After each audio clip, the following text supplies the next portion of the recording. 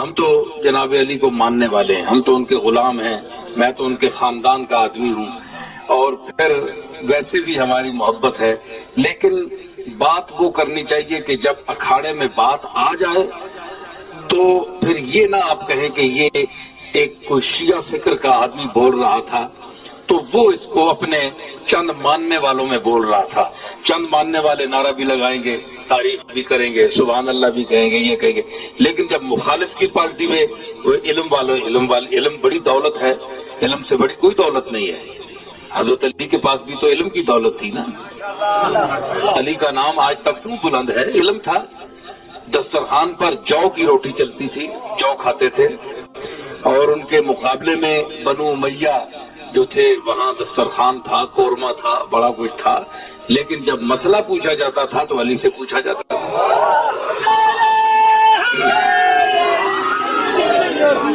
تو میں اسی حوالے سے بات کر رہا ہوں، مجھے اپنے مومنین سے جو غلامان اہل بیت ہیں مجھے ان کا بڑا خیال ہے، بڑا ان کا میں احترام کرتا ہوں، لیکن اس خیال کے ساتھ چونکہ ہمارا بڑے طبقے سے اور بڑے مسلکوں سے واسطہ پڑتا ہے، ہمیں جواب دینا پڑتا ہے۔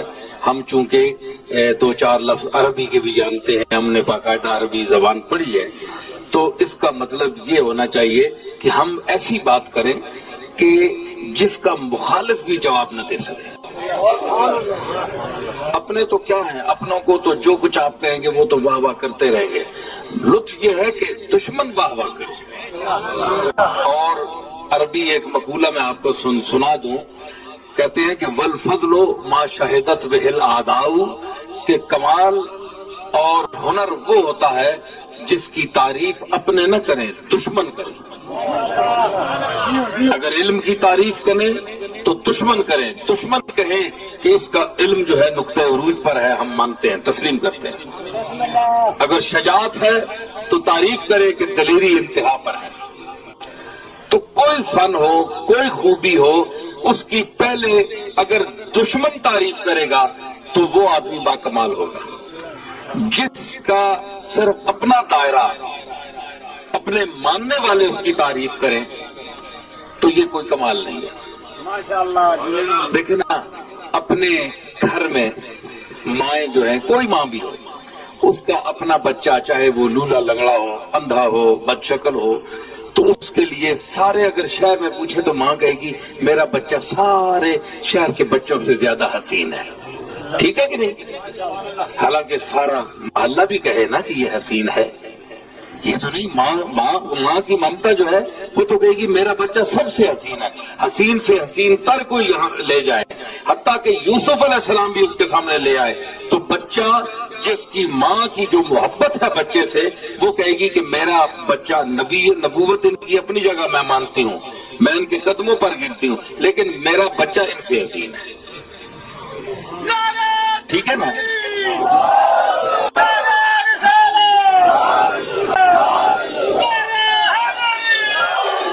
تو ہم اگر اپنے کسی محبوب کو اہل بیت میں سے ہو اور یا اللہ میں سے ہو، کوئی ذات بھی ہو، تو اگر ہم اس مائی کی طرح دیکھیں گے آنکھیں بند کر کے کہ ہم نے اس کو خوبصورت کیا نہیں ہے، کمال اس میں ثابت کرنا ہی ہے، تو دنیا کا شور مچ جائے، لیکن کہے جناب ان کے برابر کوئی نہیں ہے، تو یہ اس مائی والی رٹ ہے کہ کہے میرے بچے جیسا پورے شہر میں کوئی نہیں ہے حسین۔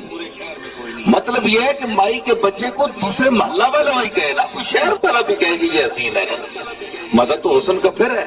کمال اور بھی کوئی مانے، اپنے ہی گھر والے مانتے رہے۔ تو علی کو اور اولاد علی کو صرف شیعہ پن میں بند نہ کرو کہ صرف شیعہ جو ہیں وہ علی کو ماننے والے ہیں، اہل بیت کو ماننے والے ہیں۔ یہ وہی بات ہے مائی والی کہ ایک گروپ بھی ان کو مانتا ہے، باہر نہیں مانتا کوئی۔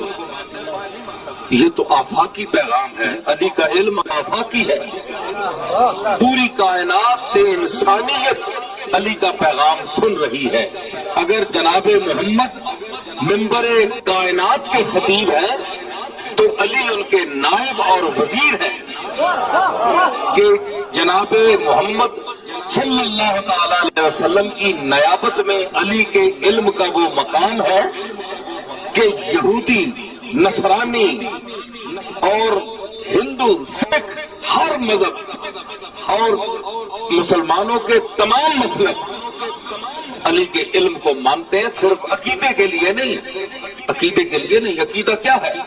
آپ آنکھیں بند کر لیں، اندھا بن جائیں، جس طرح وہ مائی کہتی میرا بچہ بہت خوبصورت ہے، بس یہی کہیں، بس یہی ہے اور تو ہے ہی نہیں۔ یہ تو وہ اندھے والی بات ہے، وہ ایک پاگل پن ہے۔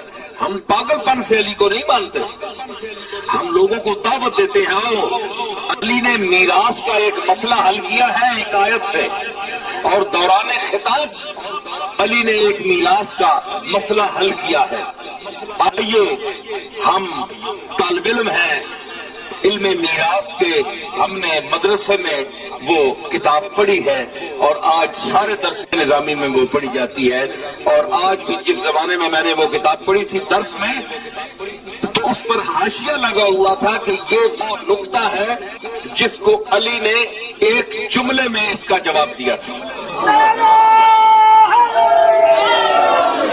اور مولوی جب پڑھانے بیٹھے، مدرس اور طلبہ پڑھنے بیٹھے، تو کم از کم اس کے سمجھنے کے لیے ذہین سے ذہین طالب علم کو 10 دن 8 دن لگتے ہیں۔ اور جناب علی سے دوران تقریر ایک مسئلہ پوچھا گیا کہ اتنا حصہ ہے فلاں، اس کی ماں یعنی فوت ہو گئی ہے، اس کی بہن ہے اور اس کا یہ حصہ بنتا ہے، تو اس میں سے اس کو کتنا حصہ ملے گا؟ تو ان کی جودت طبع اور اصابت رائے دیکھیے کہ جناب نے ذرا سے تأمل میں اسی قافیے کو بھی برقرار رکھا اور اسی کا جواب اسی میں دے گئے۔ تو ہم علی کو بڑے سمجھ سوچ کر مانتے ہیں، عقیدت سے نہیں مانتے۔ عقیدت سے بے وقوف آدمی بھی مان لیتا ہے، بدھو آدمی بھی مان لیتا ہے، اور علی کو ماننے کے لیے دماغ چاہیے، علی کو ماننے کے لیے علم چاہیے، علی کے علم پہچاننے کے لیے، ماننے کے لیے بصیرت چاہیے، اندر کی روشنی چاہیے، ذہن رسا چاہیے، عقل رسا چاہیے۔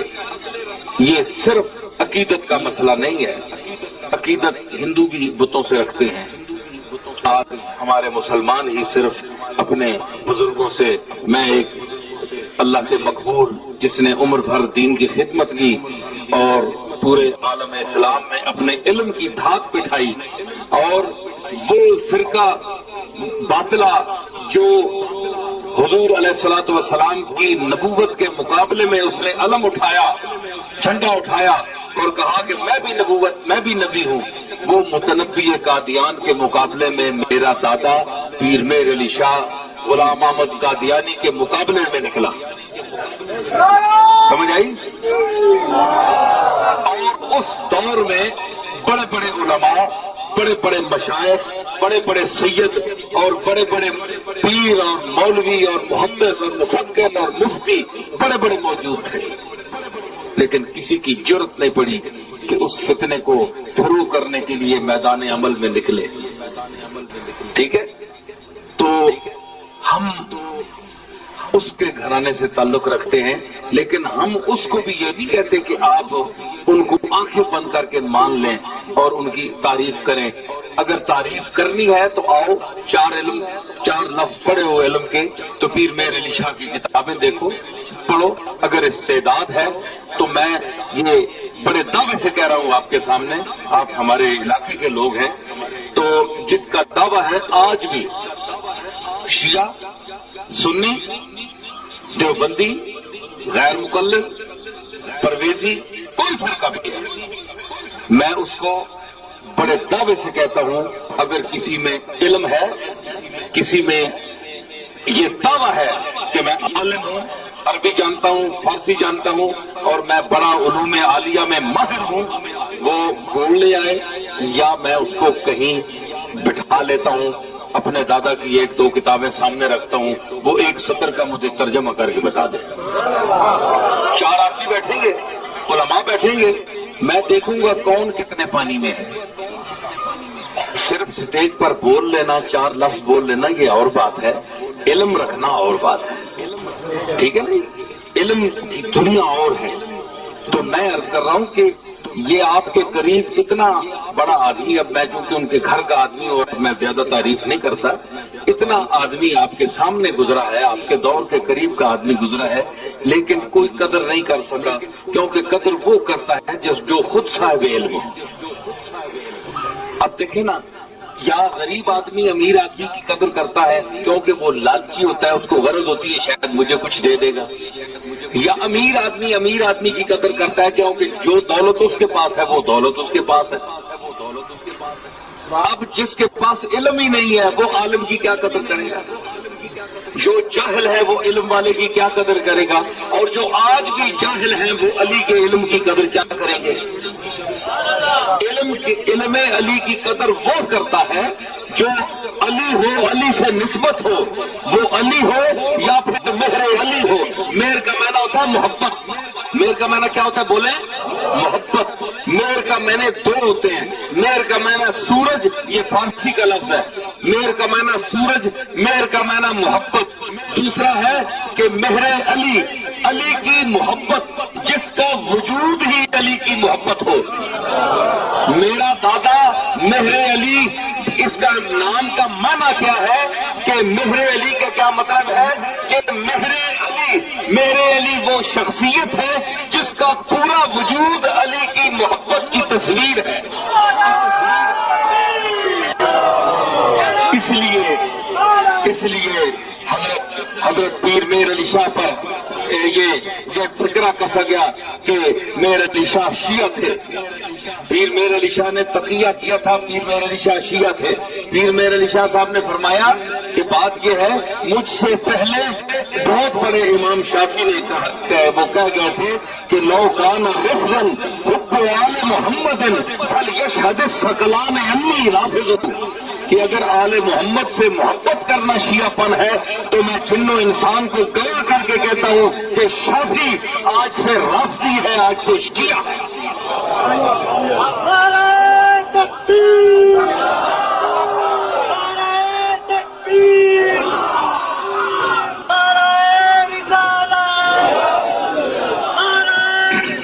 تو علی اور آل زہرا سے محبت کرنا شیعہ پن نہیں ہے، یہ بنیاد ایمان ہے۔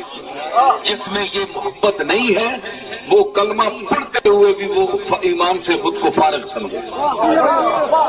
سمجھ آئی؟ محبت آل محمد کی یعنی آل زہرا کی اور آل زہرا کی، یہ علامت ایمان ہے۔ پیر مہر علی شاہ صاحب نے فرمایا، اس لیے انہوں نے فرمایا کہ جیت حضور کی بارگاہ میں عرض کرتے ہیں کہ جیت ترست ہے درسن دیجو صدقہ حسن حسین کیا۔ میرے آقا میرا تڑپ رہا ہے، آپ مجھے دیدار کرائیں، صدقہ کس کا؟ حسن حسین بھی، اپنے حسن کا صدقہ، اپنے حسین کا صدقہ۔ کیوں کہ بزرگوں سے، گھر والے سے جو صدقہ مانگا جاتا ہے یہ ایک عادت ہے، تو بچوں کا صدقہ مانگا جاتا ہے، بچوں کا سر صدقہ مانگا جاتا ہے۔ دیکھیں آپ کا ماشاءاللہ ایک اپنا مذاق ہے، ذوق ہے، لیکن میں چونکہ آپ کو پتہ ہے میں جس جہاں کا ہوں اور میرا عقیدہ کیا ہے، آپ سب لوگوں کو پتہ ہے، تو میں اس عقیدے کے باوجود کہہ رہا ہوں، میرا اپنا عقیدہ اور ہے، لیکن میں اس اہل سنہ والجماع کے عقیدہ کے سے ذرا ہٹ کر میں کہہ رہا ہوں۔ آپ ذرا ہٹ کر نہیں کو بول سکتے شاید، بٹ ہٹ کر نہ بولیں، کیونکہ شیعہ مسلک سے آپ ذرا ہٹ کر نہیں بول سکتے، کیونکہ آپ پر اعتراض کیا جائے گا کہ تم شیعہ مسلک کو چھوڑ گئے۔ تو میں ڈرنے والا نہیں ہوں، میں اہل سنت سے بھی ذرا نکل کر بول رہا ہوں، میں نکل کر، آپ نکل کر نہیں بول سکتے، میں بول رہا ہوں۔ پھر دیکھیں دلیری میری ہوئی کہ آپ کی ہوئی؟ ہاں، میں جو بول رہا ہوں تو میں کہہ رہا ہوں کہ ان سے محبت جو ہے کہ صدقہ مانگا جاتا ہے کس سے؟ گھر والے سے، اس کے بچوں کا۔ آپ بتائیں، میں کوئی تانا نہیں کر رہا، میں ان کے احترام کرتا ہوں، جناب صدیق اکبر کا، جناب فاروق اعظم کا، جناب عمر کا، سب کا میں نیاز مند ہوں، سب کی عزتوں کو اپنے سر آنکھوں پر رکھ کر میں کہتا ہوں کہ کوئی شخص دوستوں کا صدقہ نہیں مانگتا۔ بات تو کرے نا،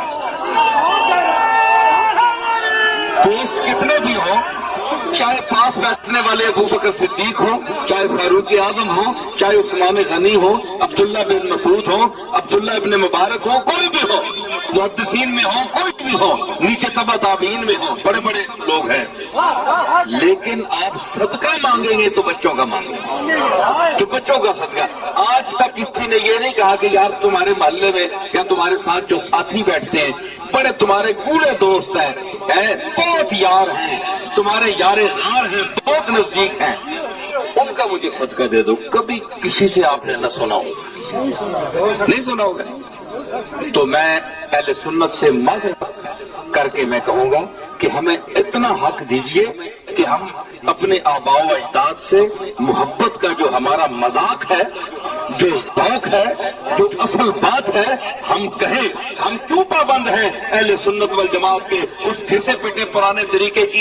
کہ ہمیں اجازت نہیں ہے کہ ہم اس سے ہٹ کر بات کریں۔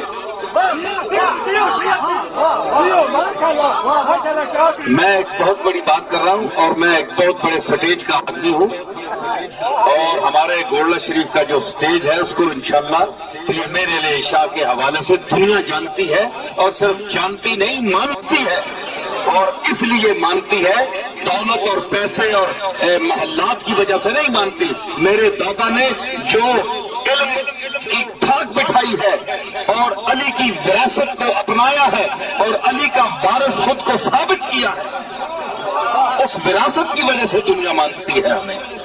دنیا دار تو اور بھی بڑے بڑے پھرتے ہیں، پورا پاکستان بھرا ہوا ہے، دنیا دولت کی وجہ سے نہیں ہے، دولت علم کی وجہ سے۔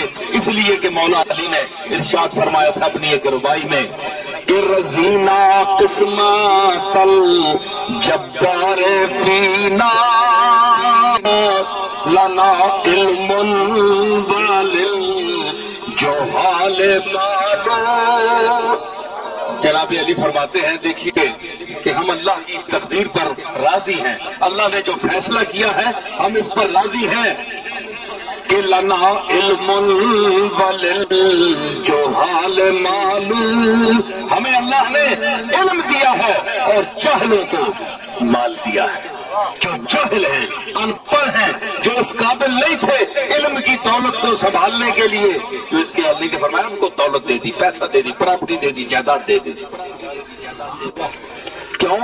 لِأَنَّ الْمَالَ يَفْنَى عَنْ قَرِيبٍ وَأَنَّ الْعِلْمَ لَيْسَ لَهُ زَوَالٌ۔ اس لیے کہ مال ان قریب فنا ہو جاتا ہے، رات کو چور پہنچ جائے ختم، چوری ہو گیا، اور اگر بینک پر ڈاکہ پڑ جائے بینک کا دیوالیہ ہوگا، پیسہ ختم، کسی نے چھین لیا، بندے کو قتل کیا، بندہ، پیسہ بھی ختم، بندہ بھی ختم۔ مال تو فنا ہونے والی چیز ہے، دولت اور پیسہ تو آنی جانی چیز ہے۔ جناب علی نے فرمایا وَأَنَّ الْعِلْمَ لَيْسَ لَهُ زَوَالُ، علم کو زوال نہیں ہے، انسان جب تک رہے گا اس وقت تک اس کا توتی بولتا رہے گا، اور جب علم کا سرمایہ پیچھے چھوڑ کر جائے گا تو قیامت تک دنیا اس کی تصانیف پر پڑھ کر اس کے علم کو زندہ رکھیں گی، اس کے کام کو بھی زندہ رکھیں گی اور اس کے نام کو بھی زندہ رکھیں گی۔ ٹھیک ہے؟ تو نام بھی زندہ رہے گا، کام بھی زندہ رہے گا۔ کیوں؟ تو پھر مقام کس کو حاصل ہوا؟ دنیا کے مال کو یا علم کو؟ علی کا نام آج تک کیوں زندہ ہے؟ علم کی وجہ سے ہے۔ میں بڑی معذرت کے ساتھ پھر میں عرض کروں گا کہ مجھے معاذ اللہ کسی کی تنقید وہ مقصد نہیں ہے کہ میں رسول اللہ کے کسی صحابی کو کی تنقید کروں یا ان کا کوئی مرتبہ کم کروں، ایسی بات نہیں ہے۔ بہرحال صحابہ میں فرق ہے، تلک الرسل فضلنا بعضهم علی بعض، اللہ نے رسولوں کو بعض رسولوں پر بھی فضیلت دی، اسی طرح اگر رسولوں کو فضیلت دے سکتا ہے کہ وہ صحابہ کو فضیلت دے دی، صحابہ پر کئی لوگ جو ہیں وہ افضل ہیں۔ تو اب یہ جو ہے کہ یہ معیار جو ہم نے رکھا ہوا ہے، ہم یہ نہیں کہتے، ہم فیصلہ کرنے والے کون ہیں کہ کون افضل ہے، یہ تو اللہ جانتا ہے کون افضل ہے، اللہ کے ہاں کون افضل ہے یہ تو اللہ جانتا ہے۔ لیکن ہمارے پاس ایسے لوگ جو اس پر ضد کرتے ہیں، تو ایک شخص نے اسی طرح ضد کی کہ نہیں جناب، پہلا جو ہے وہ اول ہے، وہ افضل ہے، اور جو ترتیب کے مطابق ہے. میں نے کہا پھر رسالت کی ترتیب کو ذرا دیکھو کہ پھر جس کو تم افضل سمجھتے ہو اس کو تو پہلے ہونا چاہیے. کیا رسول اللہ معاذ اللہ آخر میں آ کر معاذ اللہ سب سے کم ہے؟ افضل ہے. تو پھر یوں تم کہو کہ پھر جو آخر میں خلافت میں آخر میں آیا اس کا پھر مقام خود متعین کرو وہ کیا ہے.